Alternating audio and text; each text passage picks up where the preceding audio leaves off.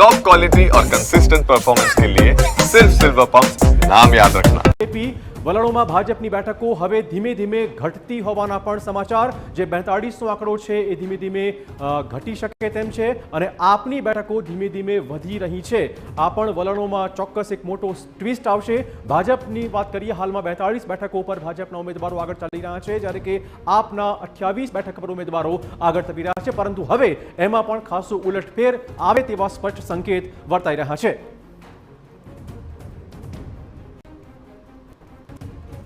તો ઉત્તર પ્રદેશમાં પણ પેટા ચૂંટણી, જેના પણ અપડેટ આપને આપી દઈએ। ઉત્તર પ્રદેશના મિલ્કીપુરની પેટા ચૂંટણીમાં ભાજપ સતત આગળ। દેશનો સૌથી મોટો પ્રદેશ ઉત્તર પ્રદેશ, જ્યાં પણ પેટા ચૂંટણી 10,123 મતથી ભાજપ ઉમેદવાર ચંદ્રભાનુ પાસવાન આગળ ચાલી રહ્યા છે। અયોધ્યાના સમાજવાદી પાર્ટીના સાંસદ પુત્ર અજીત પ્રસાદ આ બેઠક પરથી પાછળ ચાલી રહ્યા છે। મિલ્કીપુરમાં પેટા ચૂંટણી, જેમાં પણ ભાજપ સતત આગળ વધી રહી છે। 10,123ની મોટી બઢત સાથે ભાજપ ઉમેદવાર આગળ।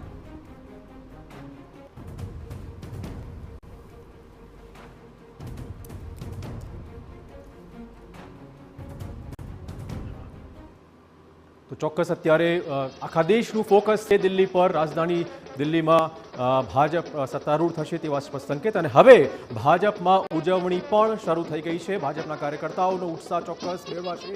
27 વર્ષ પછી ભાજપ અહીંયા દિલ્હીમાં સત્તારૂઢ થવાય તેવા સંકેત મળી રહ્યા છે।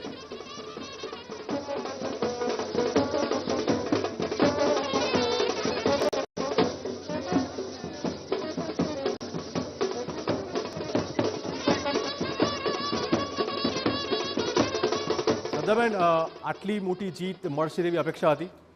ડેફિનેટલી, કારણ કે મેં તમને પહેલાં પણ કહ્યું છે કે ભારતીય જનતા પાર્ટીના દેવદુર્લભ કાર્યકર્તા અને જે અમારું શ્રેષ્ઠ નેતૃત્વ છે આદરણીય નરેન્દ્ર મોદી સાહેબ, અમિત શાહ સાહેબ, જેપી નડ્ડાજી, ઘણા લોકોએ ત્યાં જઈને જે વિચારધારાઓની લડાઈ છે ને અમે વ્યક્તિગત લોકોને મળ્યા છે ને અમારા કાર્યકર્તાઓ એક વ્યક્તિઓના ઘરે જઈને જે પણ અરાજકતાવાદી આ લોકોની ભ્રષ્ટાચારવાળી નીતિ હતી ને લોકોને જ્યારે 10 વર્ષ સુધી તમને એક બહુ લાંબો સમય એમણે આપ્યો છે દિલ્હીના લોકોએ, અને દિલ્હીના લોકોએ બહુ ભોગવ્યું બી છે। મેં તમને કીધું ને કે ત્યાં એક લેવલના લોકો પાસે પાણી છે, તમે ફ્રી આપો છો પણ એ ડહોળું પાણી છે,